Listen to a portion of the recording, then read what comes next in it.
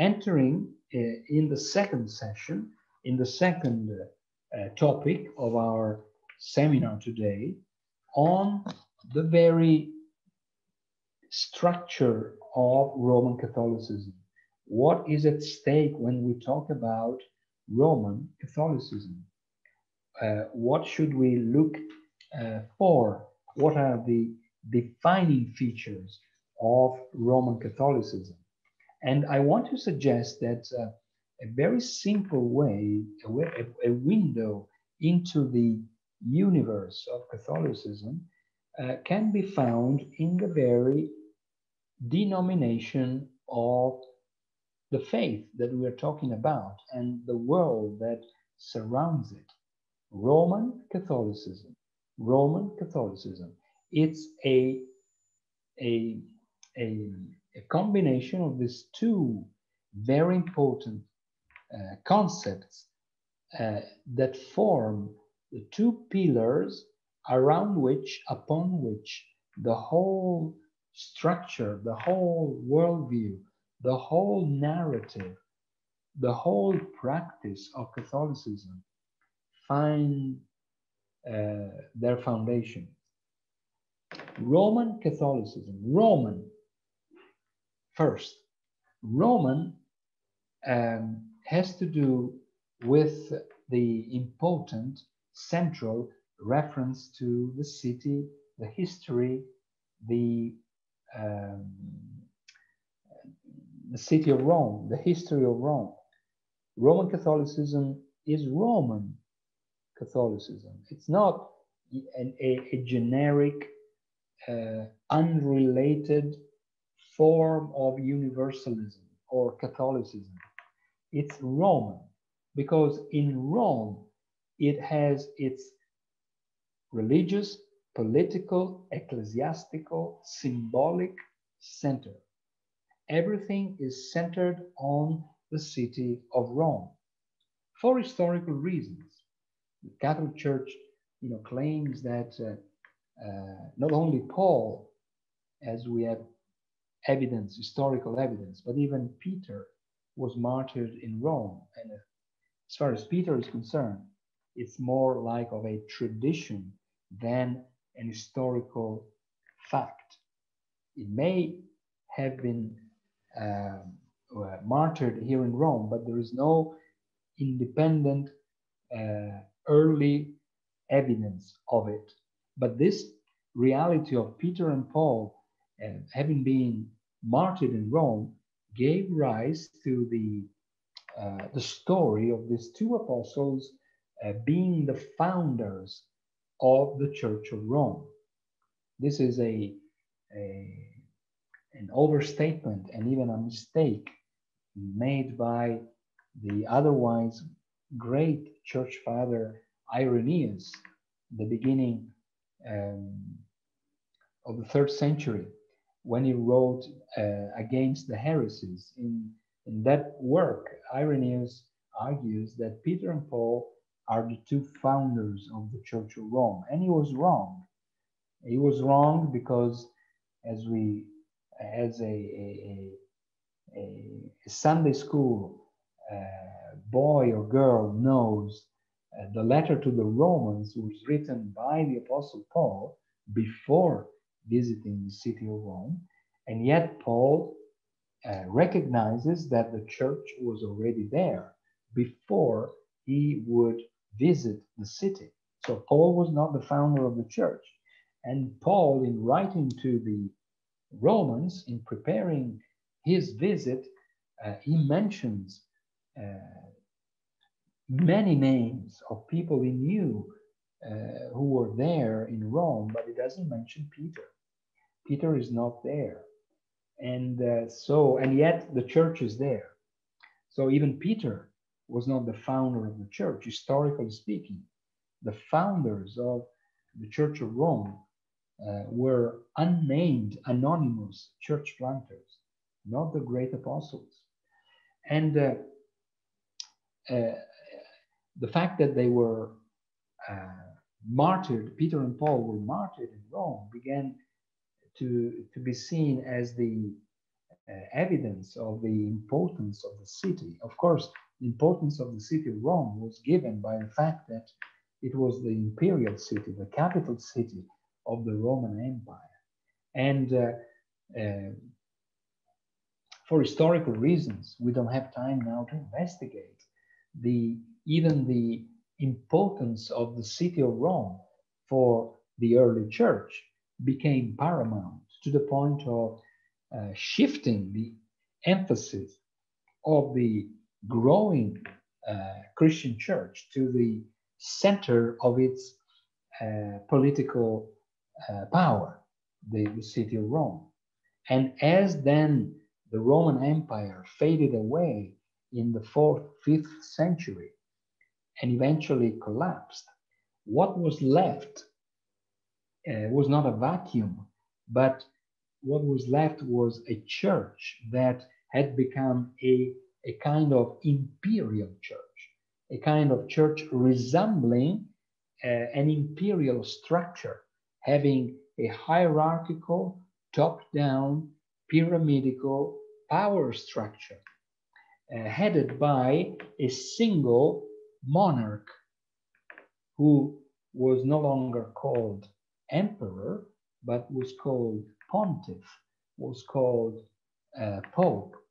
And the pope was then helped by a college, no longer of senators, but a college of cardinals, resembling the role and the function of the Roman Senate.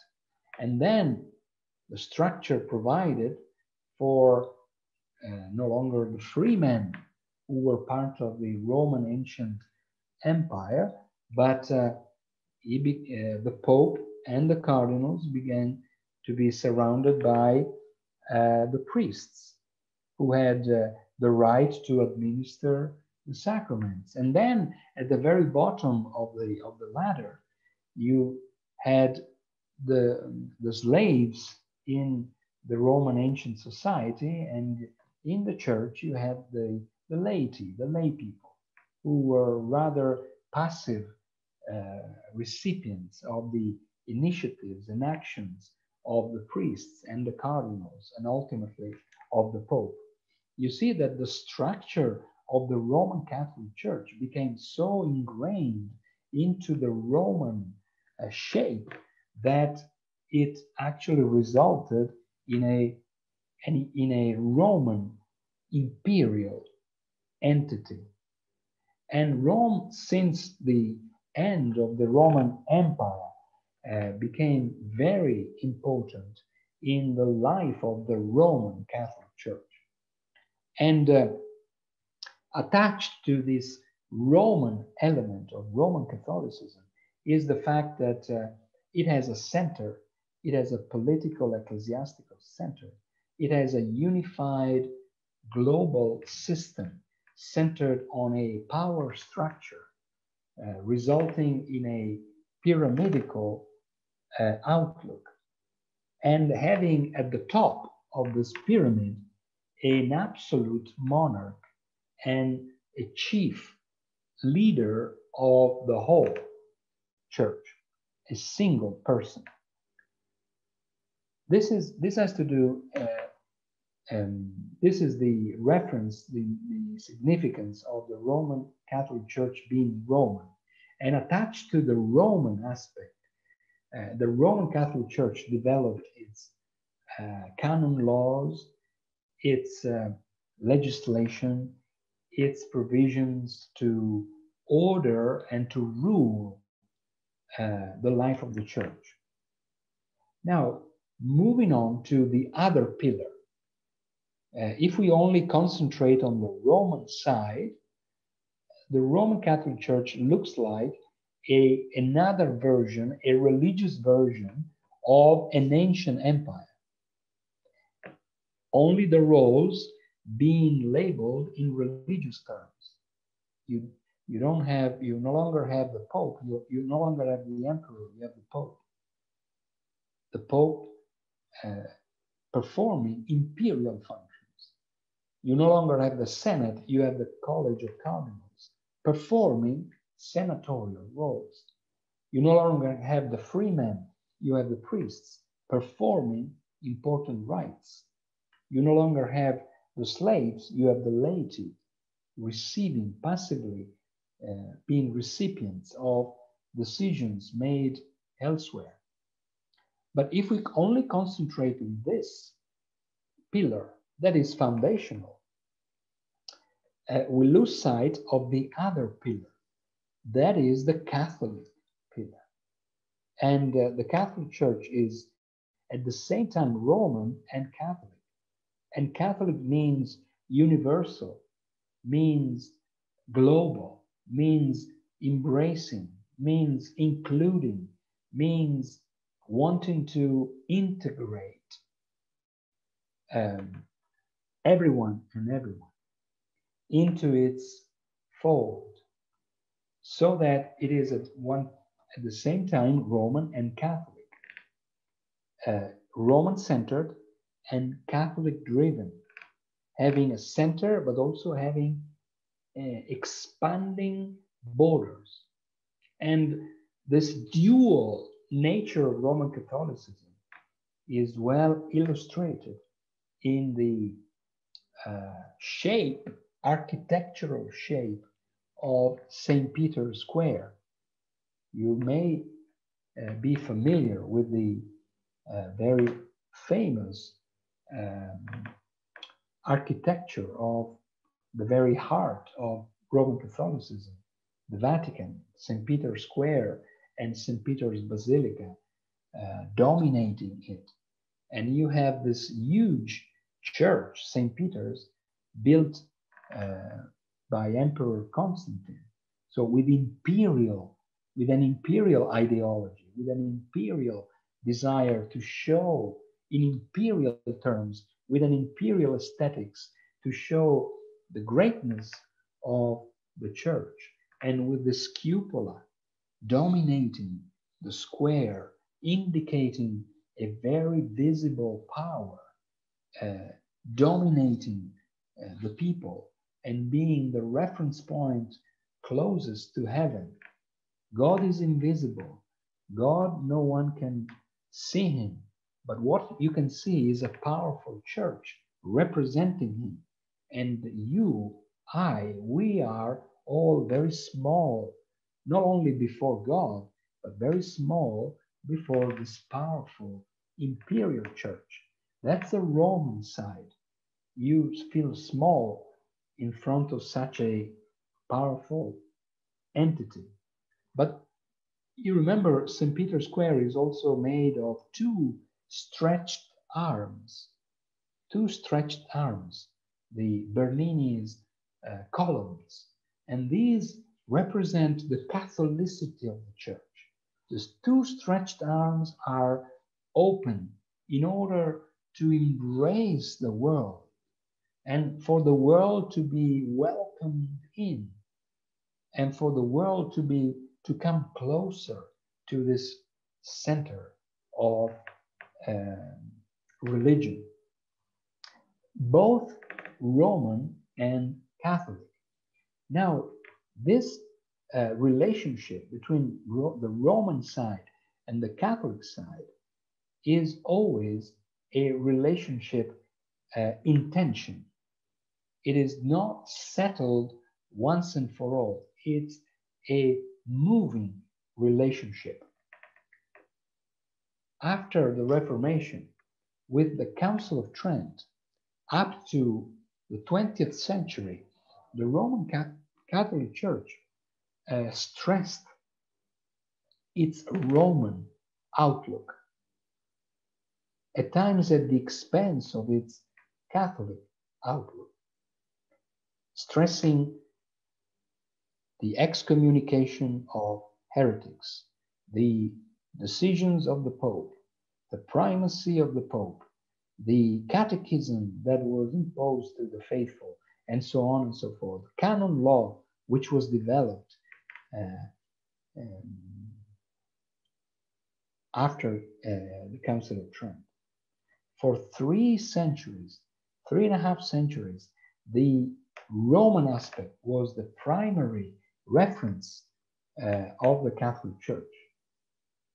Vatican II in the 20th century, from 62 to 65 and onwards, rebalanced the relationship, not relinquishing the Roman aspect, because the Roman Church, the Roman Catholic Church will never give the Roman aspect away, will never move it away, but it has rebalanced the tension, the relationship, in giving prominence to the Catholic side of its outlook, its welcoming, embracing, its ecumenical, its desire to open opportunities and build bridges with people.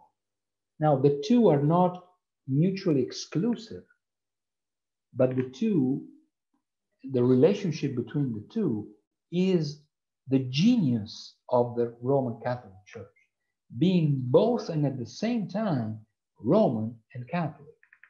Both at the same time Roman and Catholic. And let me illustrate what I mean by the combination of the relationship between Roman and Catholic aspects.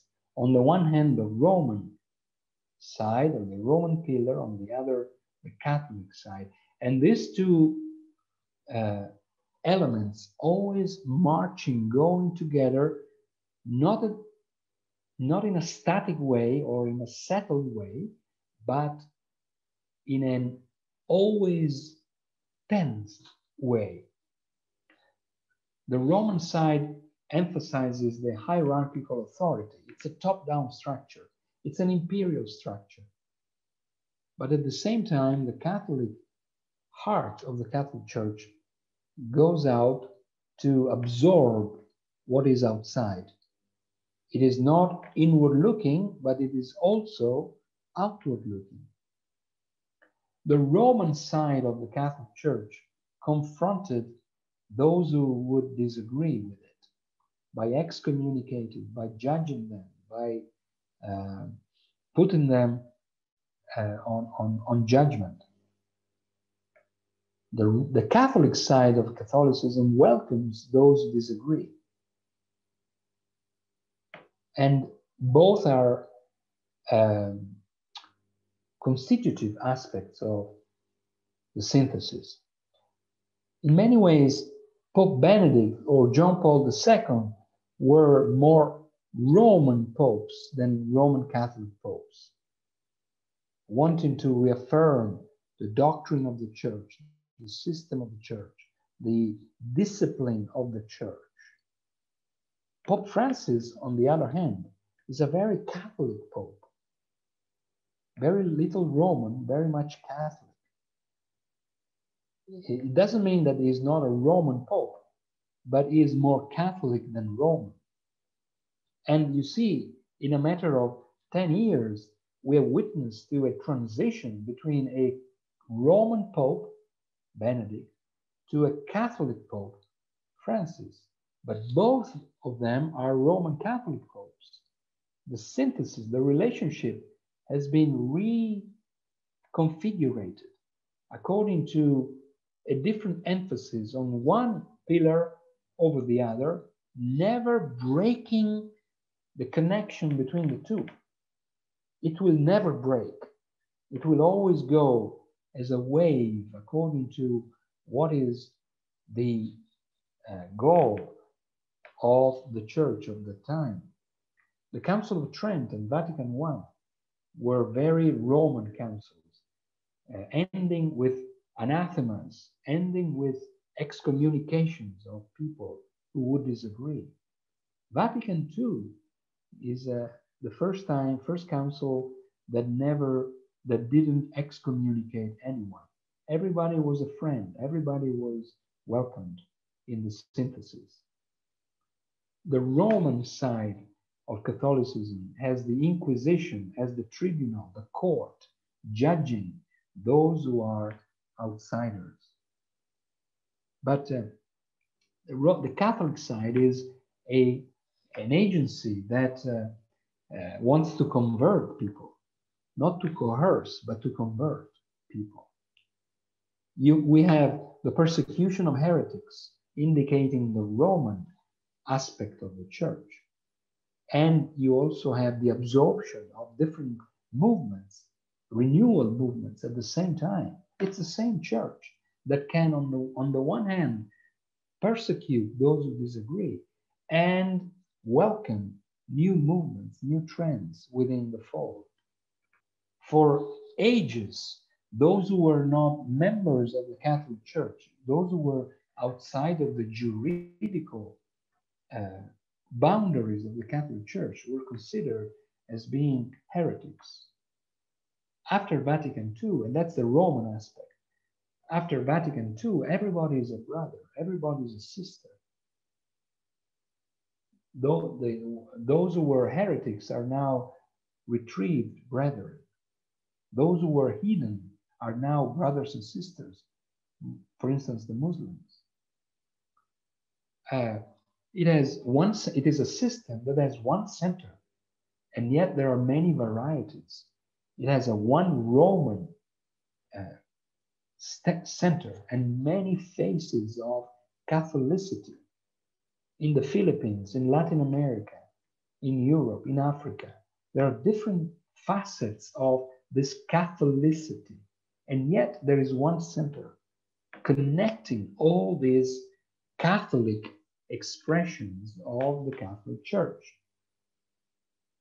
In the Middle Ages, the Roman dominance of the Roman Catholic Church persecuted a movement like the Waldensians in Europe, but at the same time, it welcomed the Franciscans, who were basically arguing and proposing the same renewal that the Waldensians were proposing. You see, two different aspects that form the dual, interconnected nature of Roman Catholicism.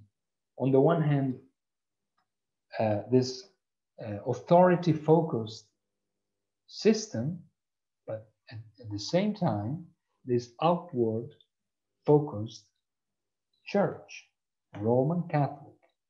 On the one hand, the traditional focus on the Eucharist, the sacraments, and the proper conditions for people to be admitted to the sacraments. But also, at the same time, this Catholic openness towards people living in irregular lifestyles, people living in different positions and lifestyles than those who are regulated in canon law. And the church becoming the sacrament herself, stretching out to people who may not have access to the sacraments of the church, but may be integrated into a relationship with the church, which is the sacrament. You see, the Roman and the Catholic always going together, always interrelating and together defining the whole.